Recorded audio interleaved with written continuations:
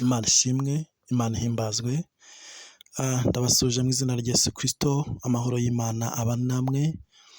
Ni igitondo cyiza cy'umugisha, ni igitondo cyiza cy'amahoro. Kuba Imana yakurinze ntacyo watanze, kuba Imana ikikurinze ntacyo watanze. Ongera ushima Imana, ongera uhimbaze Imana kuko Imana yarakurinze, Imana yabanye nawe guhera mu kwa mbere kugeza muri uku kwa 12. Imana yagiye kwigaragariza mu buryo butandukanye. Ntacyo watanze uretse ubuntu bw'Imana yakugiriye. Ni umunsi wo gushima Imana, ni umunsi wo kuvuga ineza y'Imana, ni umunsi Imana iguhaye kugira ngo witekerezeho, urebe ibyo Imana yakoze, nurangiza ushima Imana. Shima Imana, vuga ineza y'Imana kuko yarakurinze. Wararwaye ariko ntiwapfa.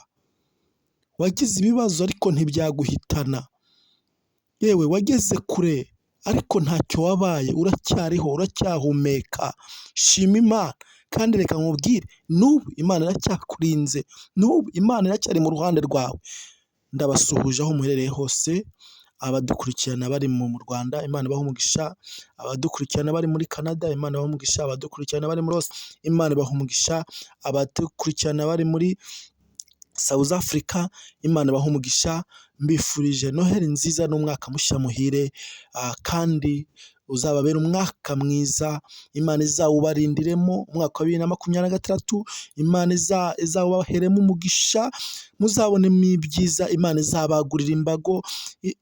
Imana izabagirire neza, Imana izabagirire neza. Uzabona ukuboko kwayo mu buzima bwawe. Reka dushime Imana. Mana, mu izina rya Yesu, ndagushimiye ko hari ibyiza uri kudutegurira. Ndagushimiye ko hari ibyiza uri gutegurira uyu mumama. Ndagushimiye ko hari ibyiza uri gutegurira uyu mupapa. Mpagaritse imbaraga zose zamurwanya mu izina rya Yesu Kristo. Imbaraga zose zarwanya abana ndazinetralije mu izina rya Yesu Kristo. Mpamagaye imbaraga n'ubutware kugira ngo be ku buzima bwe, akomeze ayinjire mu mashimwe, akomeze abone ineza yawe mu izina rya Yesu Kristo. Amen. Hari ijambo dusanga muri Esiteri ibice 9 n'umurongo wa mbere. Haravuga ngo ku munsi wa 13 w'ukwezi kwa 12 kwitwa Adari, itegeko n'iteka by'umwami byendaga gusohozwa. Niwe munsi abanzi b'Abayuda bibwira ko bagiye kubagiraho ububasha, ariko birahinduka. Abayuda baba aribo babagiraho ububasha. Amen.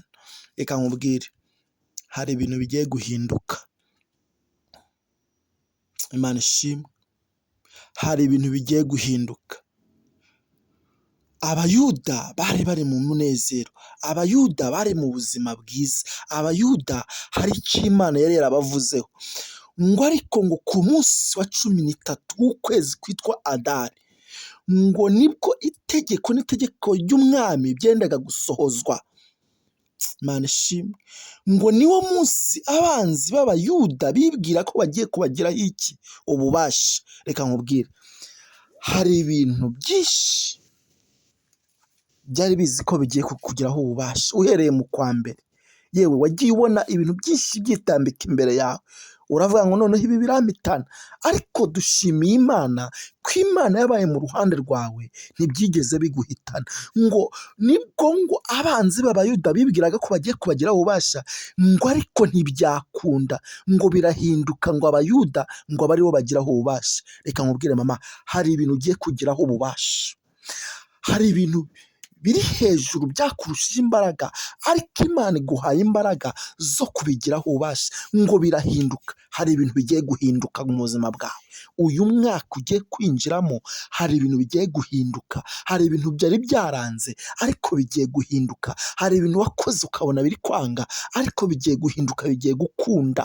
Imana ishimwe. Abanzi ntacyo bazagutwara, ahubwo ni abagufasha gushima, ni abagufasha kwinjira mu mashimwe, ni abagufasha kuvuga ineza y'Imana. Ngo abanzi b'Abayuda ngo bibwiraga ko bagiye kubagiraho ububasha, ngo ariko ntibyakunda ngo abayuda ngo aba aribo bagiraho ububasha. Imana iguhaye imbaraga zo kugira Imana iguhaye imbaraga zo kubigiraho ububasha. Imana iguhaye ubutware zo kubigiraho ububasha. Ntacyo bizagutwara. Yewe bari bazi ko upfuye birangiye, bari bazi ko uyu mwaka utazarangira, ariko Imana iguhaye ububasha bwo kubitambuka hejuru. Imana iguhaye ububasha bwo kubigenda hejuru. Imana iguhaye ububasha bwo kuba muri ibyo bintu ntibigire icyo bigutwara. Imana ishimwe.